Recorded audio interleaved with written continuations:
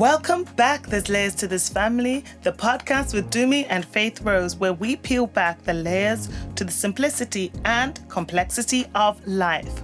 What a time to be alive, guys. What a time to be alive.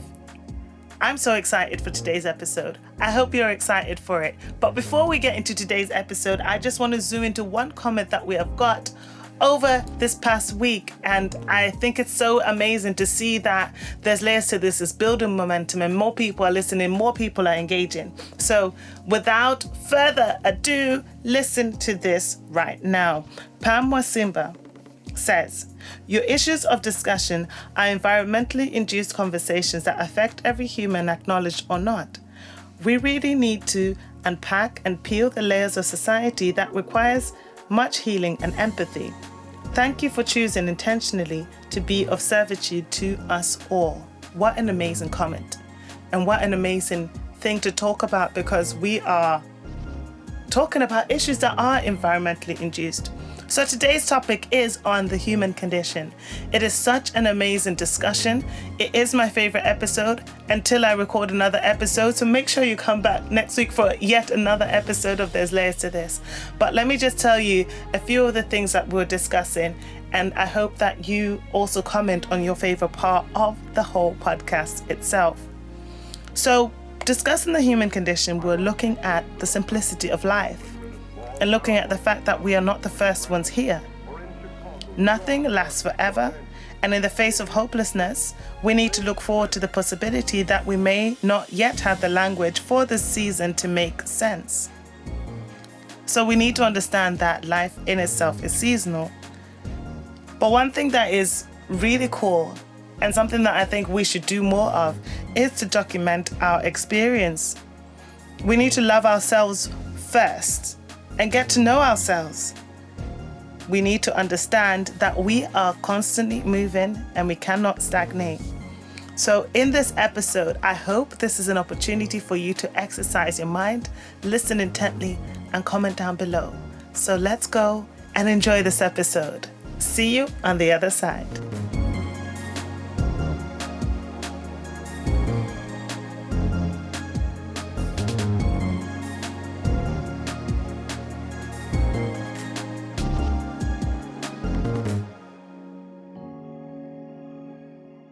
Hello, everyone. From There's Layers to This to you. This is our gift to the world. How is everyone? Hi.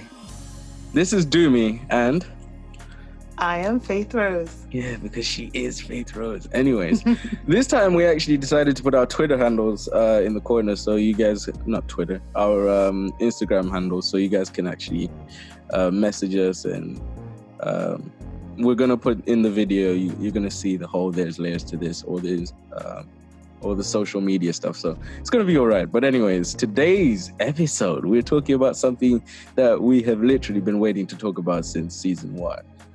And it is the human condition. Yeah, what makes me crazy. Anyways, so basically, okay, what we're going to do is, in this episode, I will talk about the human condition from my perspective in terms of, how I view it, and Faith will do the same. So I think the best way for us to define it, first of all, is to say that, the human condition is basically the mental state of a society, or the mental state of, a person on their own. So whether society or on their own, the human condition defines both. So it's basically, in Islam, you could call it jihad, which is what they call the internal struggle. And, in Christianity, it's just your struggle. And in life, it is the same thing. Just your struggle, what wakes you up every day, why you live, and, everyone is wrestling with that question. But anyways, Faith, take it away. What do you think? I really like the definition that you gave, because I'm just like, how do we start this topic? Because it's so complex, but then again, it's so simple. And I say that for two reasons. It's complex because it's something that, we're always trying to say, okay, I need to understand. And I think man's always on this quest to have understanding of everything, of everyone, to be understood, and all of those sorts of things. Well, most times, I mean, we're hardwired to think of everyone needs to understand me, everyone needs to get where I'm coming from and everything like that. That's probably what our default setting is. But that's a trap, really. Because, and that this was something that I heard somewhere. It says, seek to be understanding rather than to be understood. So, you know, the whole complexity is in the whole understanding of things and being understood. But then the simplicity of it is also there in looking at the fact that it's common to all. So I think at different ages, at different stages in our lives, we have these sort of like pangs, and I don't know, maybe we can call them like growing pains in a sense. I think that would be a good description. Like it's similar to growing pains. Not that I've ever experienced growing pains. Have you experienced growing pains? Yeah, I mean, if you grow too quickly, yes. I mean, I had a period where I went from like 5'2" to 5'6" in like 3 to 6 weeks. So that was an uncomfortable experience because your body's growing too quickly for the rest of, your bones are growing too quickly for the rest of your body. So it's like, oh, okay. Yeah, you naturally just feel the pain, get back spasms, that kind of thing. Oh, so you know what growing pains are. I've just heard of them. Like, I'm not that tall, in case anyone else is wondering. But 5'3.5", that's very important. But yeah, no, I think there's the complexity and the simplicity of it all. And I think there's also a beauty in the human condition to understand the fact that it is shared. What are your thoughts? Yeah, I mean, that is the basis of all religion, isn't it? Like, so every belief is based on, everyone trying to find, first of all, why they're here, the happiness and where they come from. And, everyone struggles with that regardless of whether you believe in something or you don't,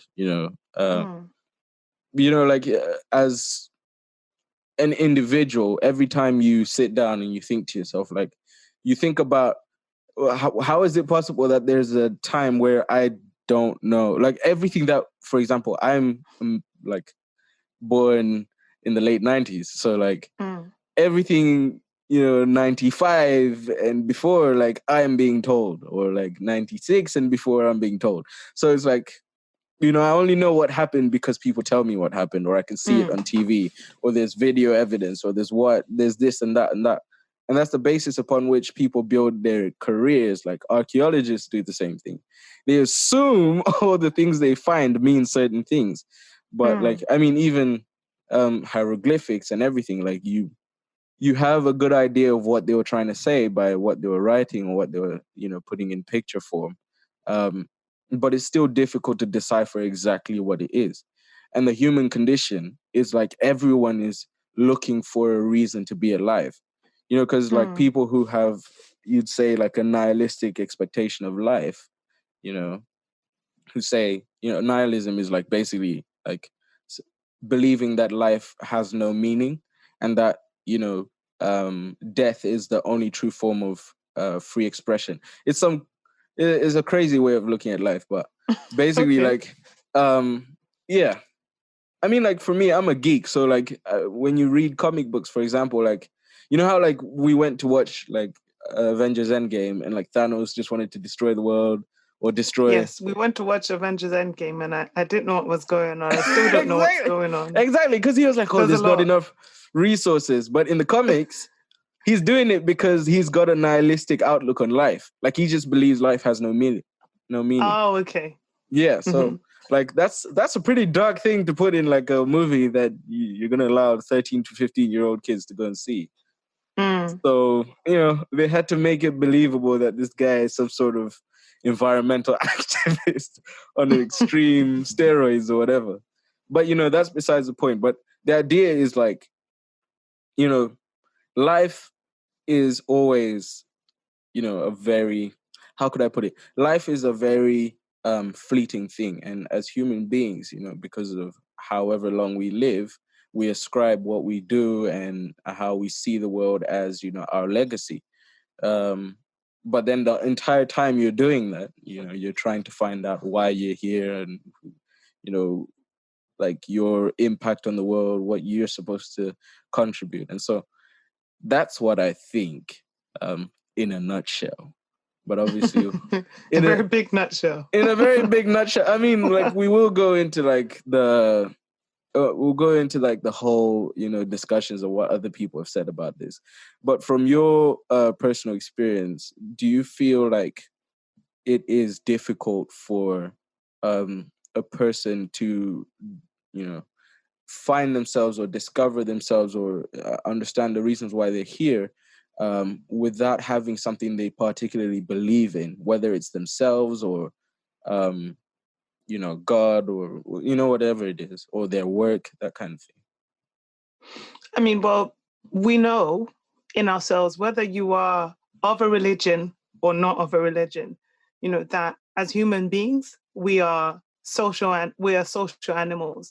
And, we're very experiential in the way we live our lives. Like, our experiences and those things tell us, okay, maybe this is a danger, or maybe this is an okay situation, and that sort of thing. So our experiences very much dictate a lot that goes on around us and everything like that. And the reason I'm saying this is because the way I understand Christianity to be, and the way it's depicted in the Bible, and through my own personal experience, is that God is known through experience. So, whether people are living to say, okay, there's no God, whether people are living to say, okay, well, I don't know what you're talking about, you're just making things up, it's through your experience. So I think sometimes there comes a time when that experience comes, and I don't think it's not for the Christian or the person who's evangelizing to come to you and say God is real, give your life to Christ, because we know that it's the goodness of God that causes man to repent. So it's through their experience of God which really allows them to understand that, okay, well, maybe there has to be more to this, or, this is not what I thought it was, and that sort of thing. So I think experience is very important when we're looking at the way we are living our lives, and whether, when someone is saying, okay, well, I'm living here for no purpose, but then it depends on what your experience is. It depends on what you're exposed to, and what you're exposed to in turn determines how you view the world. And, if you've been around negativity and that's just it, then, that's going to be detrimental to you. But then I believe that our experiences really do dictate stuff to us, and our experiences of God, or maybe an experience to think that there isn't a God, can also dictate that. But then as well, it's God who reveals himself to us, and God is beckoning us through so many different things. I mean, there's that popular hymn, Then Sings My Soul. That was birthed out of an experience. Or a lot of these popular hymns, and every song really, because I mean, there's always song stories, it's birthed through people's experiences. And I think that is so amazing. And I think that's the beautiful thing about music, that it is a product of experience, of music, of art, and all of those sorts of things. And when we look at the whole world and everything like that, like, you can go out and you see nature and you be floored by it and stuff like that. Sometimes it would happen. It's not the first time you've been outside, but our experience really does dictate a lot. Yeah, it does. It does. I think that's a very important way to look at life. I mean, because I being a university student, I've seen students, like being young, there's not really much of life that we've lived through yet. Like in my case, I've never experienced the idea of paying bills, really being down in the dumps in terms of financially speaking. Or like in any other way do I ever experience, the pangs of life on my own terms. So it's a very difficult thing to look at from my perspective. However, in my experience, especially with other university students, I've found that a lot of people really don't believe. A lot of people just do things because it's like the way of life, like it's just it's to fulfill the social norm. So you go through preschool, primary school, secondary school. So what do you do after secondary school? You have to choose between working and going to uni. Like people who don't want to go and work immediately and, don't want to do a 9 to 5 or, whatever job it is, will decide to go on, the university route. And then now you're getting your degree and so on. But then they come out of university and they don't actually understand why they did what they did.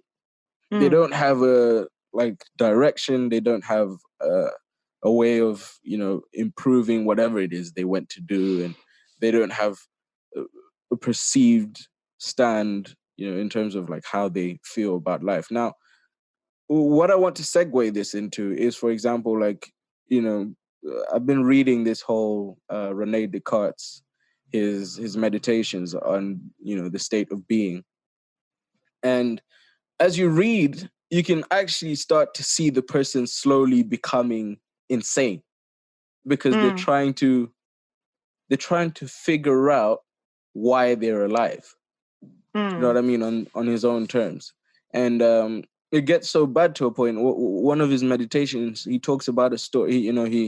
He talks about a dream that he had where basically he was writing. Yeah, basically he was in the middle of the fourth or fifth meditation, and he says basically in the dream he sees a child is trying to take the entire ocean and put it into this small hole. Basically, like he sees this dream of this kid, and he goes to the kid and he says, "What are you doing?" And the kid is like, "Oh, I'm trying to put the entire ocean in the in this tiny hole." And then he says, "Oh, that's impossible. You can't do that." And then the kid goes, "That's exactly what you're trying to do with God." And when I read that, I was like, "Oh, right. Okay, now that is crazy." But then on the flip side, he gets to a point, I think this article I was reading says that it's in the first meditation, but in the first meditation, he says his famous words, "I am, I think, therefore I am." And basically coming to that understanding, we live in a world right now where people don't understand what they're seeing, like with coronavirus, and you've got all these what do you call this? All these protests and demonstrations for civil rights, police brutality, and all that stuff. And you've got other things that are possibly going to happen: stock market crashes and people are losing money. All of that. This is the world we're living in today, and some people are getting to a point where they don't feel like it's worth living anymore. And they commit suicide. I mean, you've got health workers, first line respondents, and different people from different walks of life. I mean, you have businessmen committing suicide because an investment that they put so much money into has tanked, and now they're in more debt than they could ever perceive to ever be in. And you've got people who are committing suicide. So, what do you say to these people who? Obviously, in your previous statement, you've talked about finding God, but what do you say from even a Christian perspective? What do you say to a person who is considering suicide because of the world they're living in, and their situation is beyond irreparable in terms of even when the world goes back to normal? What do you say to a person who's in that state? Two things. First one being, life is not definitive. Purpose is not definitive. It's not a destination that you get to. And I've forgotten the second one, but it'll probably come back. But then ask the question again, actually. Yeah. So what do you say to a person who is in a suicidal state, so to speak? Okay. So let's not look at life in a definitive way. And let's understand that life has its seasons. Earlier, you were talking about the fact that you've experienced university, you're young, you haven't had so many responsibilities, you haven't had all those life experiences. I mean, when I'm talking now, it was actually interesting. Like I was talking to our grandma, and, she was talking about things that I was a bit shocked. I was like, oh, all right. Because, she knew the British anthem, the British national anthem. And then I was a bit confused, and she was like, yeah, that's the anthem we used to sing. So, you're looking at her 80 plus years on this earth, and you're seeing she's lived through so many different things. So she was in Malawi before independence. She was in Malawi when it gained independence, and she's been in Malawi, in Since over the before, 50 years that it has been in independence. And in each state, it's a different season. It's a different, she's lived through all of that. So I think when we are thinking about life, I think what's more important is now, right now, and experiencing the now, but also understanding that there's more to come, understanding that things must come to an end. We have now officially entered into summer, and the days are now getting shorter. But then that's the whole premise of how life works and everything. There's so many seasons and that we are going through, but we should never look at something and say that it is static, because once we look at things in a static form, then that, straight away, that cuts away any experience that we might have that will inform our decision. Any changes that might come, we are rejecting them flat out and saying that this is it. And I don't think that's what life is at all. Our experiences very much do define a lot of what goes on. But at the same time, it's very seasonal. It's very situational. What I thought 5 years ago is not what I think right now. And I think when we're looking at the human condition, what is so important is to document things any way that you can. And, that's why I like this whole thought of writing poetry, writing journal entries, writing stuff around, because I like to look back and I'm just like, oh, what was I talking about here? And sometimes through experience, I'm like, okay, I was talking about something here, but I didn't have the language for it yet. It was always within me, but then it wasn't the right time. It wasn't the right season for me to be able to understand that. And I think when we have that sort of viewpoint, we know that there is more to come. And, when we even look at our most difficult experiences, those are the ones that really build us. I mean, that's the the meat of a story. When you're looking at a good story, I don't want to know that, oh yeah, today I woke up and the sun was shining and then I was smiling all day, then I went to bed. That's a dead story. Like, we want to know that it rained a bit. We want to know that you got wet. We want to know what you did when you got wet. We want to know all of these things because, that gives us the whole and the full experience of what we're all going through, that collectiveness and, that similarity that we have. And I think that's really what makes us understand things and relate to people a lot more. And I think right now, nowadays, with this generation, we want to see more of the people. We want to know more of the people. I think moving into the whole YouTube vlogger generation and all of those sorts of things where people are sharing their personal lives with you. Ordinarily, it used to be the whole curated thing, like, I'm looking perfect like this, and this is how I sleep, this is how I wake up, I'm perfect like this all the time, but then people, they begin to suspect because they're just like, that can't be real. So I think the element of realness is very important, but then also the perspective of understanding that things don't last forever. Everything must come to an end. The difference with pain and regret is that pain is temporary, regret is permanent. So I've said a lot. Well, yeah, no, but it makes a lot of sense. I mean, when we look at life from a static position, definitely it becomes a more difficult thing to understand because it's an organism. It lives, it moves, it breathes, it does whatever it wants. And that's how life is, like every, you look at, even the idea behind decision making, like today you feel like you don't want any chips, tomorrow you want them. That's how it is. And so life is much the same way, like it changes from a day-to-day basis. There's certain things that you could do yesterday, you cannot do today.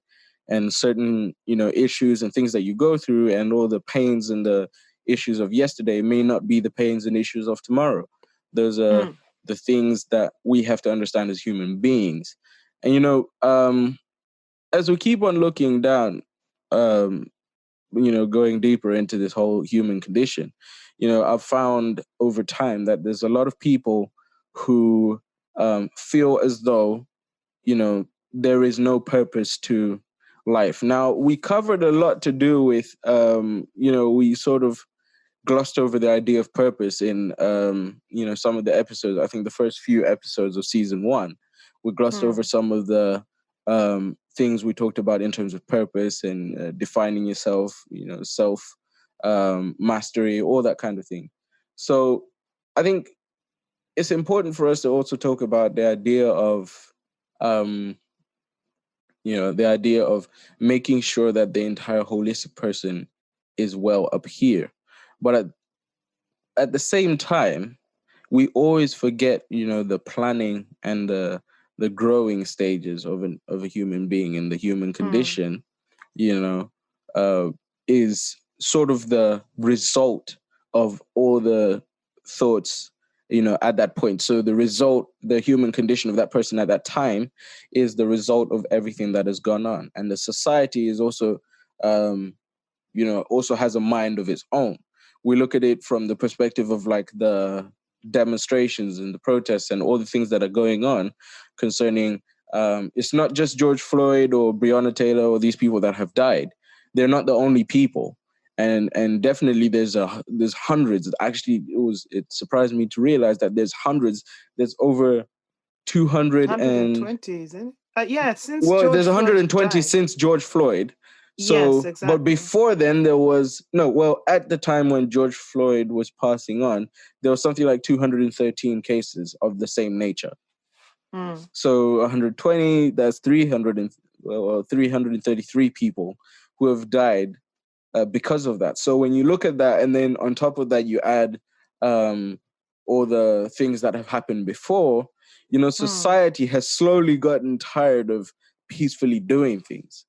So when we look at the human condition and you look at all the things that have led to the place that we're in today, the levels of despair and so on, is because now everyone is able, like everyone, both, of every skin color, from every walk of life, from every tax bracket, is able to see like what has happened, and is able to see a representation of the last 400 years, give or take, in one video.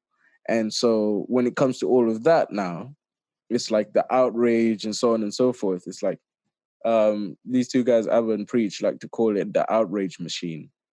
Like when something happens, there's outrage and then it dies down. And then nothing happens and then there's outrage and it dies down. And so... But the funny thing is, isn't that what always happens? Like exactly, that always happens. But then over time, obviously, like you see, like over time, it gets worse and worse and worse. And then there's a breaking point. So an example is like when Martin Luther King Jr. died, in the 60s, and Malcolm X, there were riots for both, because, there's a lot of angst and pain and just a lot of people just not happy with the government or whatever is going on in the country, in the US. Who was it here? I've forgotten who it was here, but it was a guy from Tottenham. What's his name? Mark Duggan. Yeah. So when he died, or when he, faced a similar situation, it was the same thing. People tore up Tottenham, which is it was nationwide. It was back in the day of BBM. People were setting up these things on BBM, trying to say, let's meet here and do riots. It was all over the country. I remember. Yeah, I remember getting some of those messages, because that was around the time when I first got like a BlackBerry, and I was like the last in my year group to get one. And like, I get one and I'm like getting these weird messages from people out there talking about this guy who's died, and I don't know anything about it. I didn't get anything crazy like let's go and riot, but just like, oh, did you see that thing, on the news or whatever. So when you look at that, the human condition right now is that people are just angry. And society is angry.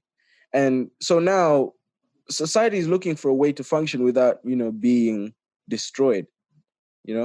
Like you look at Reconstruction, the idea that Blacks were sort of getting things together again in the US and starting to build societies. And then it got torn down. So like 100 years after Reconstruction now, which is about now, that's when people are sort of getting to that point where they've had enough again.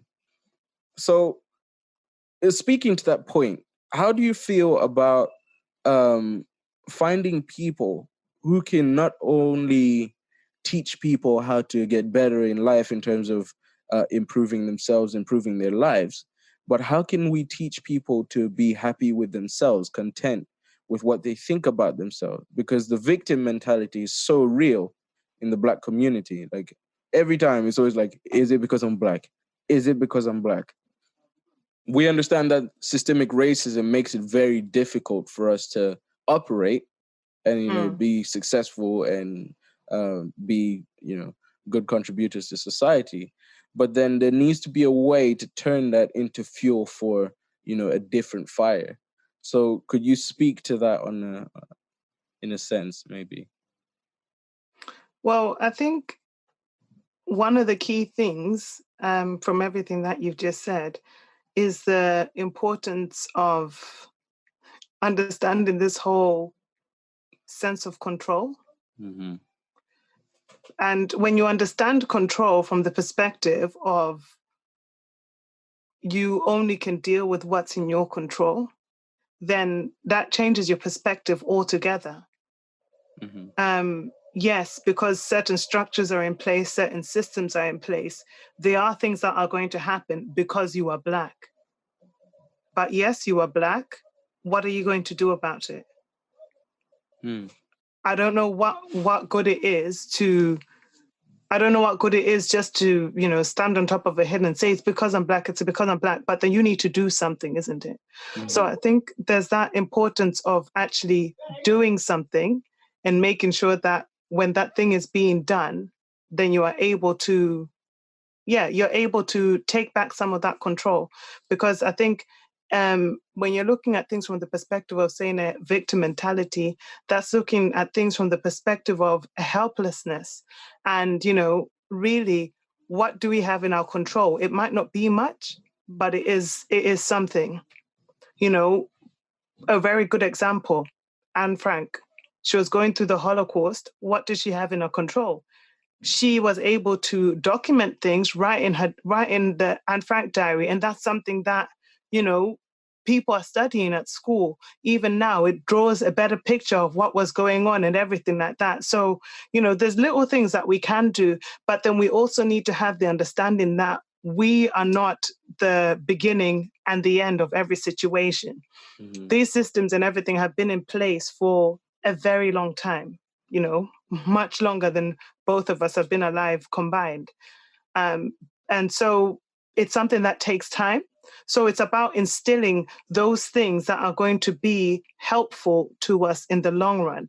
It's about instilling things like, an understanding of yourself and having intrinsic worth, having pride in the person that you are, discovering yourself, doing various things to understand yourself on a much deeper level. And then using those things to actually do more rather than just going through life and saying, okay, I need a job because I need to get paid. What are you doing? What are you passionate about? Are you saying, okay, every time you go out, you come back and all you do is watch TV? You're not challenging yourself. You're not building yourself up. And then that's very detrimental. So, there's looking at things in that perspective. But then also, if we're talking about control, what is in your control? What's in your control is what you have right in front of you. What is right in front of you? You are right in front of you. Michael Jackson says, I'm looking at the man in the mirror to make a change. Yeah. Yeah, I mean, a lot of us know that song. I'm looking at the man in the mirror. Yeah. Love So, that song. so we're looking at the man in the mirror and all of that sort of stuff. And what are we actually doing? That's the thing, because there's always something that we can do. It can be the right thing, it can be the wrong thing, but there's always something that we can do. Are we going to react or are we going to be proactive? Are we going to build or are we going to destroy? Are we going to tear things down or are we going to build things up? So there has to be that intrinsic understanding that there is always something that we can do. And I'm not saying don't speak up, but I'm saying speak up and do more. Speak up and set things up. Because I know that when I have my children, I'll raise them in a certain way so that they'll be able to carry on and live with a certain amount of freedom that maybe I might not have been able to have done. You know, my parents raised me in a particular kind of way that has affected the way I see the world, the way I view the world. I believe I can do anything. And that's because of the way I was raised. Yeah. Mm-hmm. So that's just the bottom line. So then it's about setting young minds and, you know, opening minds to say, okay, well, what is it that you really want? Because really and truly, there is something that we all want. Yeah. I'm failing to find the words to come after that. But anyways, no, yeah, I think that's an important thing to understand. You know, as human beings, we have a responsibility to our society. We have a responsibility to ourselves. And for those of us that believe in God and know God, well, you have a responsibility to God to withhold your end of the bargain. So I think the last thing that I just want to talk about in this episode, I think, is to do a lot with. Let me just look at my notes. The last thing I want to talk about is just what actually is, you know, the understanding that we can derive from all of this. So, what is the human condition, and how can we find a way to use that as, you know, a mode for change? So in this day and age, we have a lot of influencer culture. You know, you have Instagram influencers, we have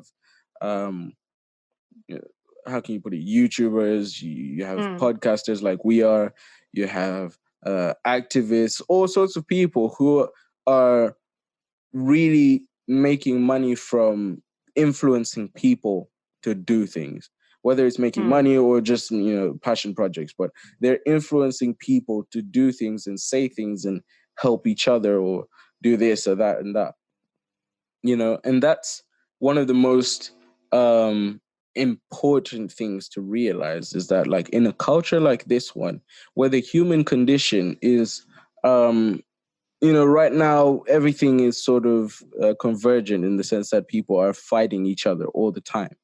And everything is, you know, just falling into this one sinkhole that is destruction. You know, you've got people who are in power who may not necessarily understand the plight of people who do not have that power. And then you have societies of people, for example, we have churches and other places who have one way of looking at things, and you have another group of people who feel like that's such a kumbaya way to look at life, you know. So how do we consolidate all of that? How do we come down and help to repair the human condition? Because here it says that the human condition is all of the characteristics and key events that compose the essentials of human existence. Now, if you look at it from this perspective, right now, you and I are talking about the mind. You know, the Bible tells us about the renewal of the mind and understanding how to change your thought process and how to make yourself a more successful person by simply changing how you think. And the Bible is very clear on that. But I mean, there's other ways, there's other things that people have taught over the years to say, you know, the same thing. So how do we get people to think in a progressive manner? To, you know, you said that, you know, can we be proactive or do we want to be reactive? So how do we get people and in many ways influencers to really actually care about, you know, how they lead people into such conversations?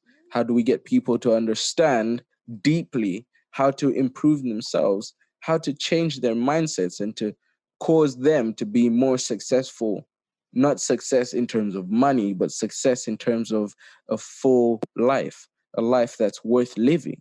How do we get people to feel and enjoy their lives on that level? I think that's my last question for the day. Just one question, then. Yeah, that's one big question.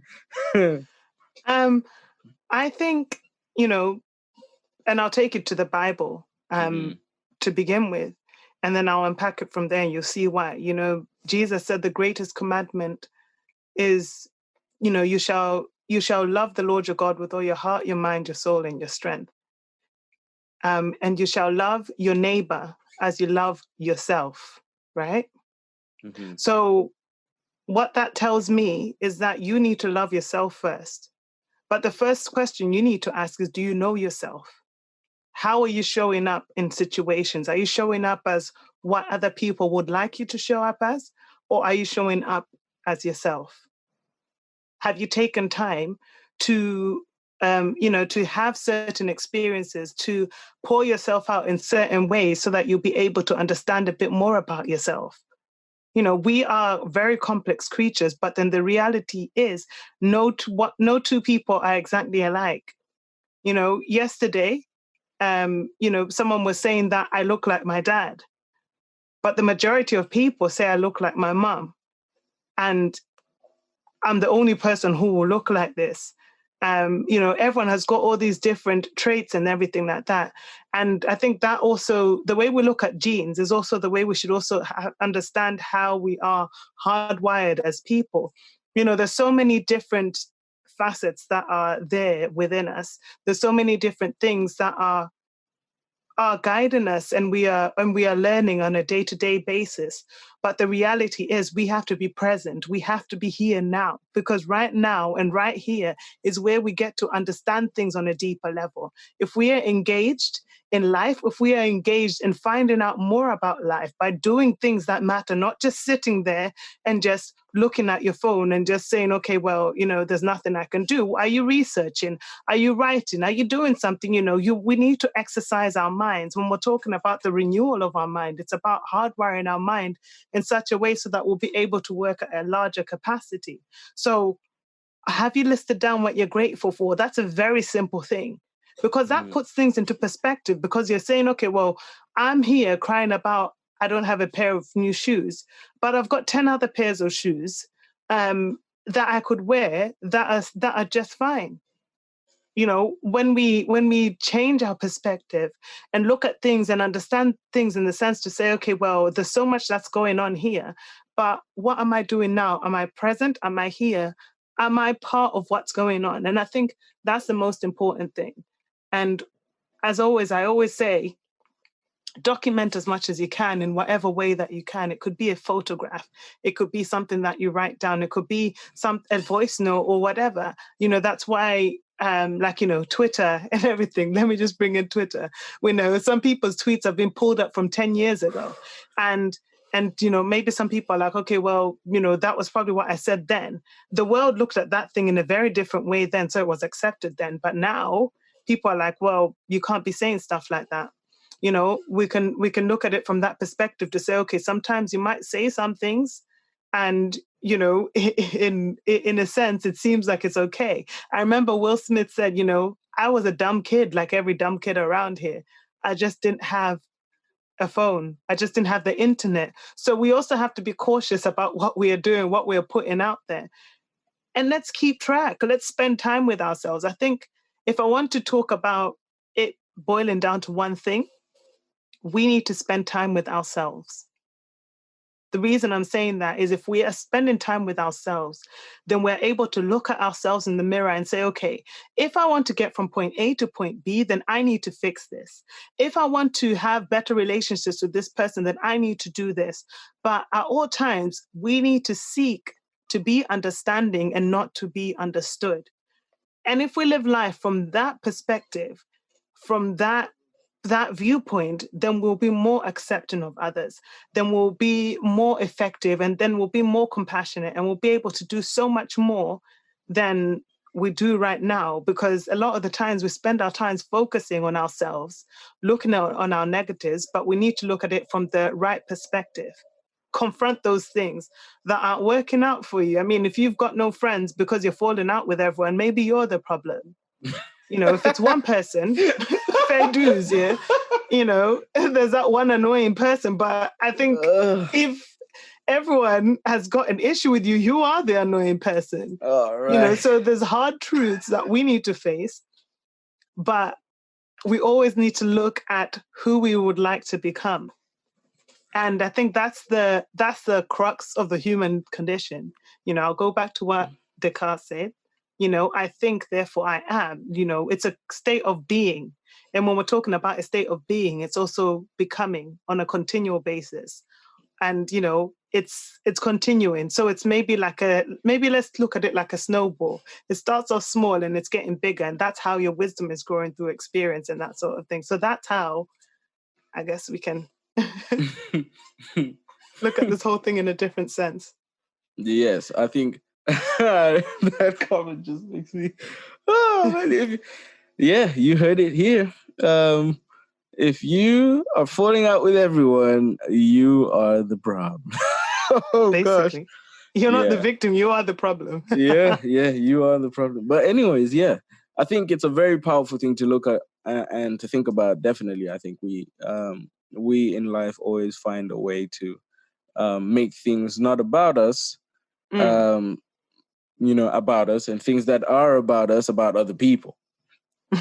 So yeah, focusing on yourself and the positives, but also focusing on the things that you can improve and helping yourself improve is extremely important in the human condition, from what is the meaning of happiness all the way to who am I, where do I come from, what do I do with my life, all of that. It all comes together to form the understanding of the human condition.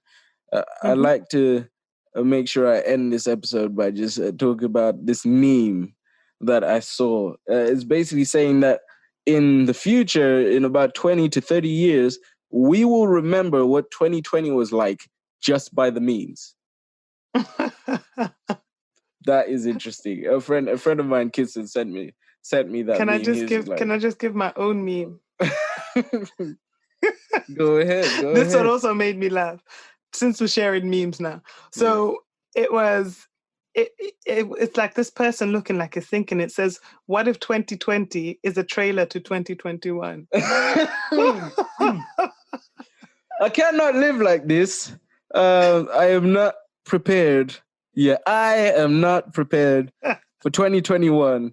If 2020 is like this, hey man, I'm a musician. I need to be out of the house. Like this is this is not It's the way. introduced you to a new way of working. Oh, of course, definitely. We're doing this on Zoom right now. There's so much. We're doing so much more, and I think I've had a positive experience. Yeah, I think we have had a lot of positives. I think, as I said in the first episode, I've learned a lot about myself in this short 6-month period. With coronavirus, it's forced people to stay at home, and it's forced people to look at their marriages. It's forced people to look at, to understand their siblings. Even I, in my own experience, have learned so much more about the two people that raised me, my parents, just within 6 months. I've learned so much more. I've understood the people, the characters. I've gotten to understand my brother's character, my sister's character. And that's an invaluable experience. That's something that takes people a lifetime to figure out, or it takes people a lifetime to feel, but important things, that some people say that 3 things have made the world stop in the last 100 years. World War II, World War II, and the 9/11, and then coronavirus. These things are like, when did you hear when this happened, or when that's where were you when you heard that this happened, and that kind of thing. That's the kind of world that we're living in. And I think it's very important as human beings that we strive to make ourselves better and strive to make the next person better. But yeah, I think that covers the episode, the human condition. This is one that we've been looking forward to for ages. We just couldn't fit it into season 1. But how are you feeling? It's good? Yeah, no, this was a very interesting conversation. I think they're all interesting, but yeah, particularly enjoyed this because I think it ties in so many of the themes together, and it also has given us a chance to talk about the way we think and the way we view life. Yeah, I mean, if you guys are interested in hearing more on what Faith is talking about and her experience and everything, she's got her YouTube channel, I Am Faith-Rose. It's the same as her Instagram. So just go check that out. We will try to link that. Not we will try. We will definitely link that in the bottom, in the what do you call it? In the Description mentions, box. yeah, in the description box. So we'll definitely link that stuff so that you guys can go and also see her videos. She talks about her book, her experience.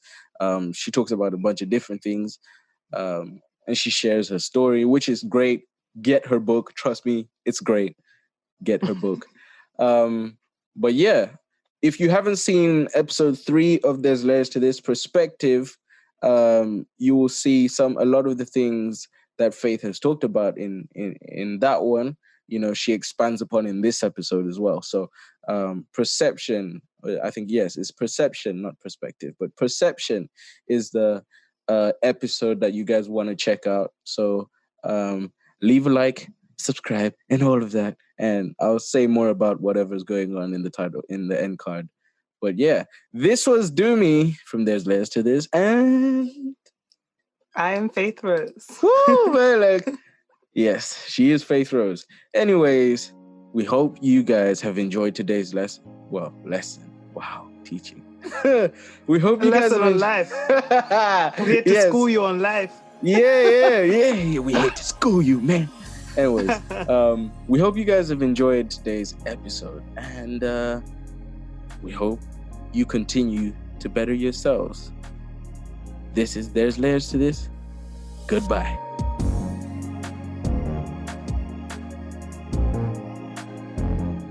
And that's the end of one of the most anticipated episodes on this channel, on this podcast, The Human Condition.